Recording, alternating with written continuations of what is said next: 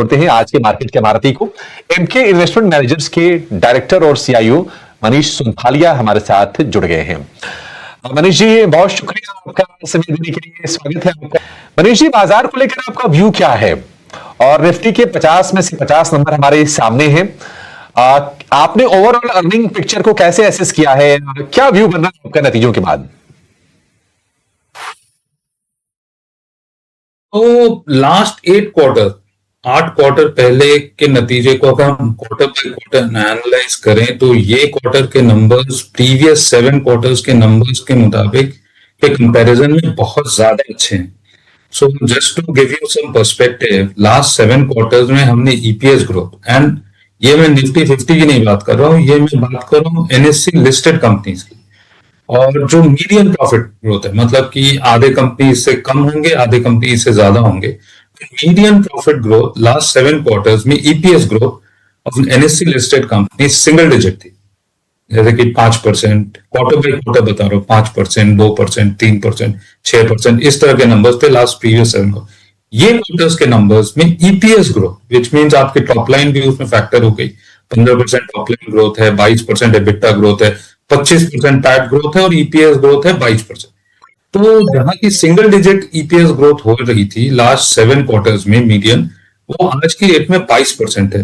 तो डेफिनेटली जो corporate India की प्रॉफिट है ये क्वार्टर में, in spite of all the problems, वो प्रीवियस 7 क्वार्टर्स के कंपैरिजन में बहुत ज्यादा अच्छे हैं।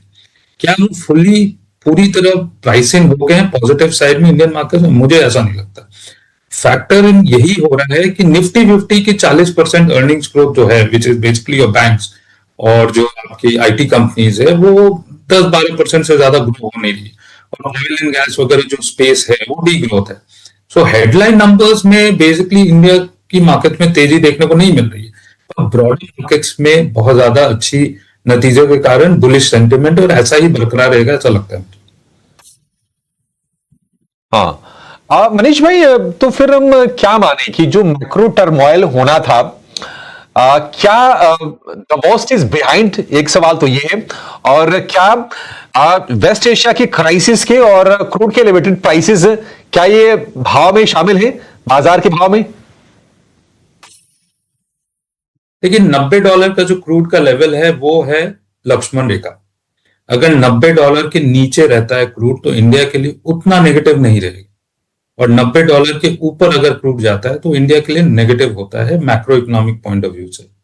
और इस कंपैरिजन में हमें जो फॉरेक्स का इम्पैक्ट है, बिकॉज इंडिया बहुत ज्यादा क्रूड इंपोर्ट करता है, इंपोर्ट बिल क्रूड के कारण काफी हाई है, तो करेंसी एक फैक्टर बहुत मायने रखता है इन टर्म्स ऑफ इन्फ्लेशन, क्योंकि अगर क्रूड का सीधा सीधा संबंध आपके इन्फ्लेशन से है तो we should be worried about inflation, और अगर क्रूड के संग संग अगर रुपी डिप्रिशिएट करे तो इंपोर्टेड इन्फ्लेशन और भी ज्यादा एग्जैजरेट हो जाता है। So from that point of view जो आरबीआई की टाइमली एक्शन है इन टर्म्स ऑफ एफसीआई, अभी 40-41 बिलियन डॉलर तो ऑलरेडी आ चुके हैं, और ऐसा अनुमान है कि 30 सितंबर तक $100 बिलियन की इनफ्लोज आ जाएगी। अगर वो आ जाता है तो करेंसी के पॉइंट ऑफ व्यू से हमारा जो शॉर्ट टर्म वरी है वो थोड़ा कम हो जाएगा, बट $90 के ऊपर जो बुलिश सेंटिमेंट प्रिवेल हो रहा है वो थोड़ा सा टेम्पर डाउन डेफिनेटली होगा। आप अभी हम 80-90 $88-89 के आसपास है, नीचे में हम $70 तक गए थे, तो $90 जो है उसके ऊपर हमें थोड़ी वरी, सेकेंड हाफ में थोड़ी वरीसम पोजीशन जरूर दिखती है। और अगर ये वॉर सिचुएशन खत्म हो जाता है तो डेफिनेटली ऑल अराउंड पॉजिटिविटी होनी चाहिए, मार्केट जो अभी तक रिफ्लेक्ट नहीं कर रहा है। तो मनीष भाई, सवाल फिर एक मेरा और ये है आपसे कि अभी बाजार में आप कौन से सेक्टर्स को लेकर बुलिश हैं और कहां पर आप थोड़े से कॉशियस हैं, कहां पर आप सतर्क रहने की राय देंगे? ऑयल एंड गैस डेफिनेटली एक कॉशियस सेक्टर है, क्योंकि कच्चे तेल के दाम बढ़ने के बावजूद पेट्रोल डीजल तो दाम तो बढ़ नहीं रहे, तो ऑयल मार्केटिंग कंपनीज हो या जो अपस्ट्रीम कंपनीज हो, सब प्रॉब्लम है। गैस की कंपनीज हो, इंपोर्ट जो कर रहे हैं हम एनर्जी पॉइंट ऑफ व्यू से, वो नेगेटिव है। और द फ्लिप साइड जो वेरी हाई ग्रोथ सेक्टर्स हैं वो है आपकी hi tech manufacturing, which is basically aerospace, defence, semiconductor, medical, energy transition, wind, solar, battery storage, pump hydro, electric vehicles, BESS, ये सब काफी हाई ग्रोथ सेक्टर्स हैं।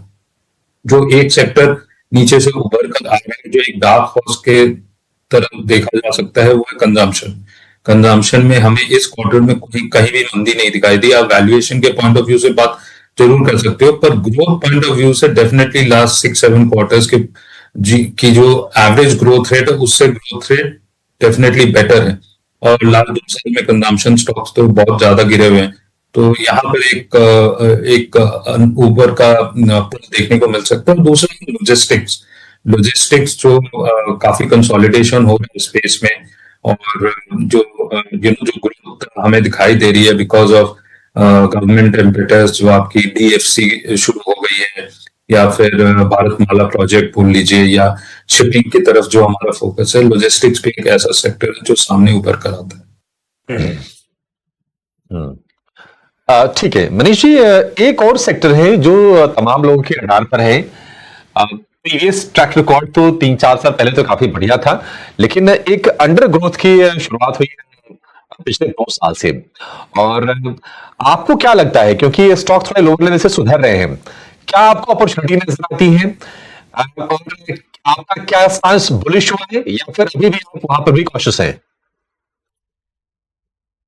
एक काउंटर प्ले है, डीप डीप वैल्यू प्ले है। इतनी ज्यादा कोई मंदी दिखाई होनी नहीं चाहिए जो जिस हिसाब से गिर गए हैं। तो आज की डेट में डीप वैल्यू प्ले है। 14-15 के PE में स्टॉक मिल रहे हैं, अभी भी 10% ग्रोथ तो देखने को मिलनी चाहिए। बट यहाँ पर एक चीज यही बोलना चाहूंगा कि लार्ज कंपनीज को रीस्किलिंग में प्रॉब्लम आएगी। जैसे कि बहुत लार्ज वर्कफोर्स है, तो मिडिल मैनेजमेंट जो है वो AI के पॉइंट ऑफ व्यू से डिसरप्ट होंगे। हाई एंड जो स्ट्रैटेजी में चले जाएंगे, जो लो एंड है, फ्रेशर्स हैं, वो रीस्किल हो जाएंगे AI एनवायरनमेंट में। बट जो मिडिल लेयर है वो थोड़े से रिडंडेंट हो गए। तो लार्ज कंपनीज में जो 5 लाख 6 लाख आपके एम्प्लॉयज हैं, उनको रीस्किल करना डिफिकल्ट है, तो वो थोड़े से लेस एजाइल होंगे।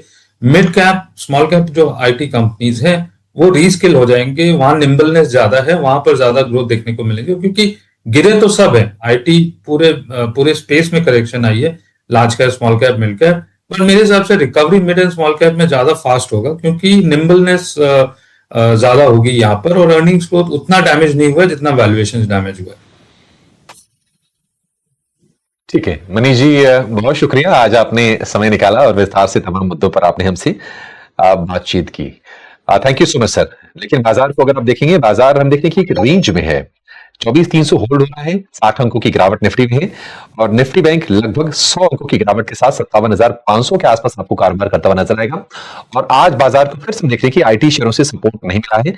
हालांकि कल हमने देखा था कि इंट्राडे में लोअर लेवल से IT ने कमबैक अच्छा किया था। क्या वो कमबैक फिर से होगा? अगर होता है तो फिर निफ्टी के लेवल आप थोड़े और सुधरते हुए देखेंगे।